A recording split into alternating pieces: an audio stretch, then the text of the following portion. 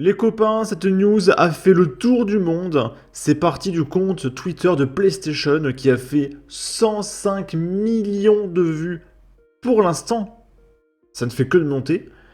Ils ont annoncé la fin des versions physiques des jeux. Donc en gros, il n'y a plus de CD. Voilà, c'est terminé parce que c'est un peu chiant. Parce qu'il faut faire le CD, la boîte, etc. Ça a des coûts. Et du coup, flemme.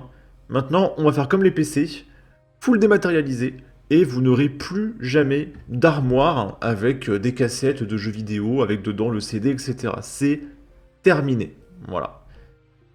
Et du coup, il y a beaucoup de personnes qui ne sont pas contentes, il y a eu beaucoup de réactions, et il y a Jean-Luc Mélenchon qui rentre en guerre contre Sony.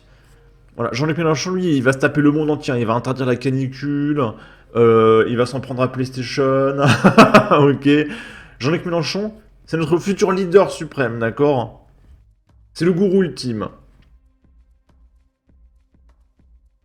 Alors, c'est quoi le problème avec les versions physiques? Alors là, je fais l'avocat du diable, hein. Moi, je suis pas forcément d'accord. Mais j'explique pourquoi. Parce que je suis un journaliste professionnel, hein, pas comme Libération et l'Humanité. Et Street Press et le HuffPost. Donc c'est quoi le problème des jeux physiques? Eh bien c'est que voilà, ça a des coûts, la boîte, le CD, etc. Mais surtout que les joueurs, si ils sont contents d'avoir la version physique, de un, c'est pour la collection, mais de 2 surtout, c'est qu'ils peuvent revendre le jeu.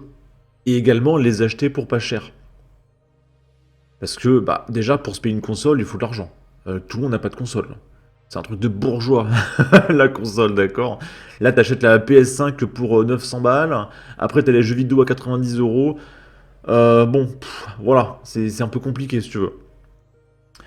Alors que tout le monde a un PC de base, tu vois. T'as des sites plus ou moins légaux pour avoir des jeux plus ou moins gratuitement. T'as Steam et Epic Games qui offrent des jeux gratuitement parfois, etc. Et tout le monde a un PC de base, tu vois. Même ceux qui ont une console ont un PC de base. Donc la console, c'est un achat en plus, donc c'est un investissement de au moins 1000 euros, tu vois. Et il y a la Switch, la Xbox, la PlayStation.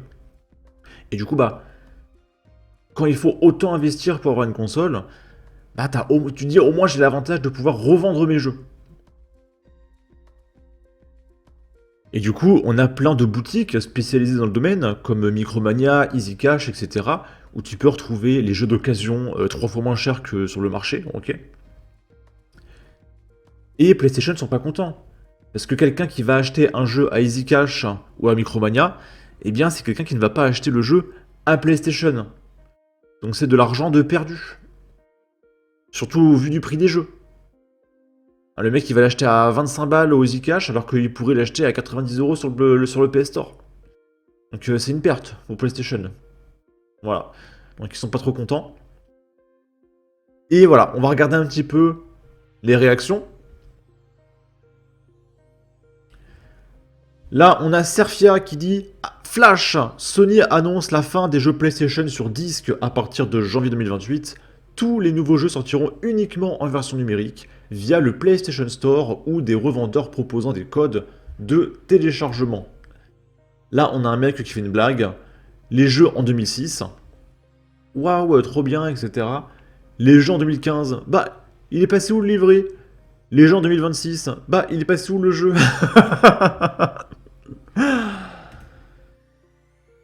Là, on a Domino's Pizza qui a réagi, qui a fait 2 millions de vues.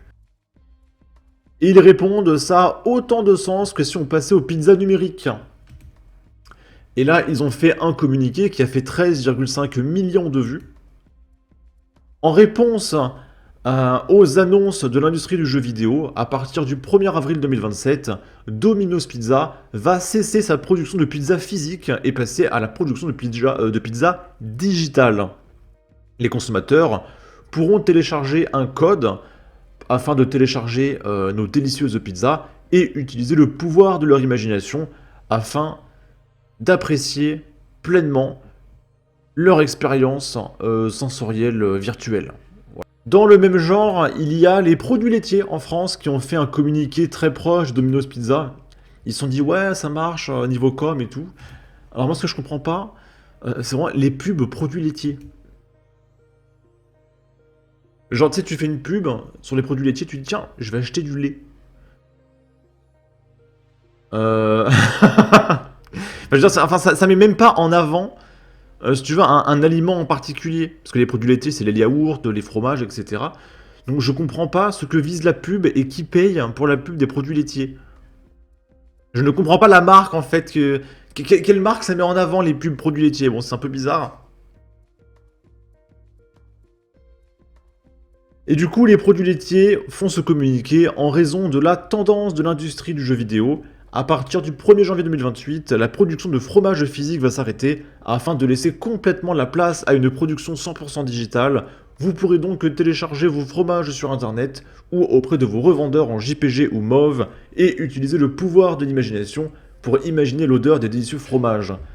Et moi je pense que vous auriez pu utiliser le pouvoir de votre imagination pour faire un plagiat un peu moins flagrant de Domino's Pizza, d'accord? Et donc maintenant, PlayStation, dès qu'ils postent un truc, ils se font insulter. Là, par exemple, on a PlayStation qui disent « Nous sommes à mi-chemin de 2026, quel jeu a été votre préféré jusqu'à présent ?» Et il y a un mec qui répond « Le genre de jeu qui a un disque. »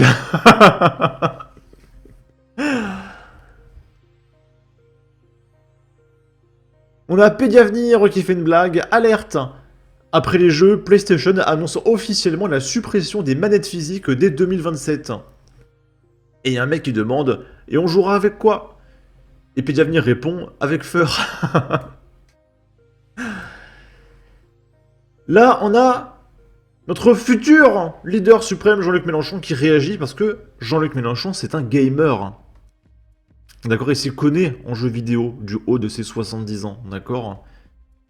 Avec GTA 6 sans disque en 2026 et l'annonce de Sony de la fin des ventes de disques physiques pour les jeux 2028, la question de savoir comment on considère ces produits se pose. Demain, vous payerez sans jamais ne rien posséder. Alors, je répète, parce que je crois qu'il y en a qui n'ont pas compris, en fait. Je vous la refais. Jean-Luc Mélenchon, leader de la France insoumise, nous dit, se plaint. Demain, vous payerez sans jamais ne rien posséder. Jean-Luc Mélenchon, tu défends la propriété privée? Tu es contre le communisme? Je ne comprends pas, Jean-Luc Mélenchon.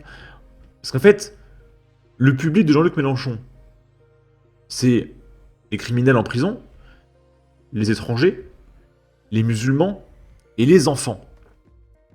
Donc en fait, en parlant de jeux vidéo, il s'adresse à la partie de son électorat qui est très jeune. D'accord? Et du coup, là, tout d'un coup, ça y est, il est pour la propriété privée. Et il se prend plein de notes de la communauté. Il y a une battle de notes, regardez, il y a tout ça. Il y a ce mec qui dit « La France insoumise, le parti dirigé par Jean-Luc Mélenchon, a mené ces dernières années des actions et prises de position à la propriété privée, ce qui permet de s'interroger sur la sincérité de ses déclarations en décalage avec son propre programme. » Et il y a plein de mecs qui l'insultent. « Le mec de la note est complètement débile, pardon. Merci de ne pas faire des notes sur vos opinions personnelles. Opinions sans S et personnel au singulier. » Ah, et au masculin. C'est compliqué la France insoumise. Bon. Note absolument inutile, qui n'apporte pas de contexte important ni ne contredit le poste. Les sources de la note sont peu fiables, sans S, dont le compte X mentionné rempli de fake news. Note de la communauté proposée très clairement abusive. Et les mecs répètent 4 fois la même note. C'est vraiment les gauchistes défenseurs des notes de la communauté, c'est un peu particulier. Hein. Ni prêt, ni revente, ni garantie de conserver ce qu'on a payé. Oui, Jean-Luc Mélenchon. Le jeu vidéo n'est pas une simple marchandise, c'est un bien culturel et le droit en vigueur doit s'y appliquer. Nous ouvrirons le chantier en 2027, les joueuses et joueurs aussi ont des droits. Parce que oui, Jean-Luc Mélenchon va faire plier PlayStation, hein, évidemment. Là, on a Bad Mulch qui a été séduit et qui nous dit « Waouh, c'est bon, la gauche a gagné !» On a ce député de la France insoumise, Hugo Bernalicis, qui nous dit « C'est ça, être dans le game !» Smiley lunettes de soleil. Ça est le Centre national du jeu vidéo que nous allons créer pour structurer la filière de l'aide à la production en passant par l'e-sport, en s'inspirant du Centre national du cinéma, du CNC en gros. Donc le projet de la France insoumise, c'est d'ouvrir un deuxième CNC, parce que le CNC c'est absolument merveilleux, pour financer plus de jeux vidéo. Et on sait très bien de quoi il parle. Ça va financer ultra majoritairement des jeux de merde qui vont bider, qui seront turbo woke, politisés, etc. Et tout notre argent va partir là-dedans. Peut-être que ce sera comme le CNC qui est financé grâce à des taxes sur les places de cinéma, ce qui explique pourquoi vous payez votre billet à 13 balles maintenant. Bah, peut-être que demain vous payerez votre jeu à 115 euros parce qu'il y aura 25 euros de CNC jeux vidéo, voilà, pour financer les productions politiques de gauche dans le domaine du jeu vidéo français, voilà, qui feront 300 vues. Mais c'est génial, hein. C'est ça, être dans le game, hein, les copains. Bouli Bouli Bouli qui dit il sait qui vote pour lui. Sardoche qui dit seul moment où vous êtes pour la propriété privée, c'est pour draguer les gamers finalement. Nicolas qui paye qui dit Jean-Luc, c'est quoi ça? Les autres, ne dites rien. Juste pour savoir si Jean-Luc Mélenchon connaît le logo de Steam. Hein, si c'est un vrai gamer. Et on va terminer avec la réaction de Victor Ferry. Jean-Luc Mélenchon vient de découvrir la propriété privée. À l'occasion de la sortie de GTA 6 sans support physique et de l'annonce de Sony de mettre fin au disque pour les jeux en 2028, le leader de la France insoumise s'indigne. Demain, vous paierez sans jamais ne rien posséder. Ni prêt, ni revente, ni garantie de conserver ce qu'on a payé. Il a raison sur le fond. La dématérialisation forcée des biens culturels est un vrai problème de droit des consommateurs. Le fait de payer 70 € pour un jeu qu'un éditeur peut effacer de votre bibliothèque du jour au lendemain mérite effectivement d'être débattu. Parce que oui, il y a des éditeurs qui ont leur jeu en dématérialisé, qui suppriment votre jeu vidéo parce que vous ne le possédez pas. Donc le mec le coupe du web, et il sort un nouveau jeu, bah, supposons, on prend quoi? Elden Ring. Prenons Elden Ring. Il y a Elden Ring 2 qui sort. Eh bien, France Software pourrait théoriquement supprimer purement Elden Ring de leur serveur, et plus personne au monde ne pourrait jouer Elden Ring. Et du coup, bah, si tu veux jouer Elden Ring, tu seras dans l'obligation de payer Elden Ring 2. Et pareil avec les FIFA, on pourrait couper les serveurs FIFA 25 parce que FIFA 26 sort, et quand FIFA 27 sort, eh ben on coupera FIFA 26, etc. On te coupera tes jeux que t'as payé 70 €, tu sais. Et c'est un vrai problème. Et ça existe déjà, hein. Sardoche, le youtubeur gaming, a résumé la situation d'une phrase. Le seul moment où vous êtes pour la propriété privée, c'est pour draguer les gamers finalement. Et c'est là que tout s'effondre. Jean-Luc Mélenchon veut démanteler l'Empire Bolloré, son parti a voté pour la taxation des successions à 100% au-delà d'un certain seuil, la France insoumise défend le plafonnement des loyers, la nationalisation des entreprises stratégiques, la taxation à 90% des très hauts revenus. Son programme remet en cause la propriété privée sous toutes ses formes, dès qu'elle dépasse ce qu'il juge raisonnable. Mais là, les gamers, là, la propriété privée, soudainement elle est sacrée. Là, les joueuses et joueurs ont aussi des droits. Ce n'est pas une prise de conscience libérale, c'est du calcul électoral pur. Les gamers représentent 38 millions de personnes en France, ils sont jeunes, masculins majoritairement, de plus en plus méfiants envers le discours progressiste. La France insoumise les a perdus sur l'immigration, l'économie, le wokisme. Alors on essaie le jeu vidéo. Le principe de la propriété privée, Jean-Luc Mélenchon y croit quand ça lui rapporte des votes et pas autrement.